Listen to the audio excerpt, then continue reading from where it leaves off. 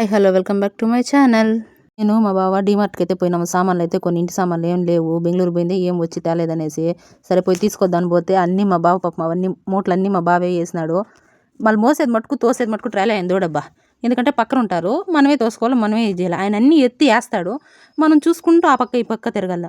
ఈ హెల్త్ బాగాలేనప్పటి నుంచి కొంచెం హెయిర్ ఫాల్ ఎక్కువ అవుతుందని షాంపూ కౌంటర్కి అయితే నేను పోతే షాంపూలు అన్నీ చూస్తా అంటే మమ్మ ఎర్త్ బాగా ఫేమస్ కదా, దాన్ని ఎత్తుకొని చూస్తూ ఉన్నాను.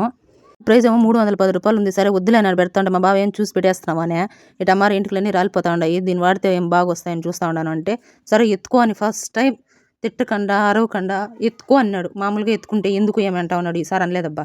ఈ చూడండి వేయాల్సిన ప్రైజ్ ఏమో పెద్దది వేస్తారు, చూపించాల్సిన ప్రైజ్ ఏమో చిన్నది వేస్తారు. ఎందుకు అట్ట వేస్తారు ఇప్పటికీ నాకు అర్థం కావాలి. చాలా మంది డిమార్ట్లో చాలా మోసం జరుగుతుందంటారు. ఈ పప్పుల వరకు మనకి నష్టం లేదు, కాకపోతే ఇంకే సామాన్ తీసినా మనం దాన్ని ఖచ్చితంగా నష్టపోతాం. సామాన్ కొన్నాం, ఎంత బిల్ అయ్యింది నెక్స్ట్ వీడియోలో చూపిస్తాను. నా వీడియోస్ నచ్చితే లైక్ అండ్ సబ్స్క్రైబ్.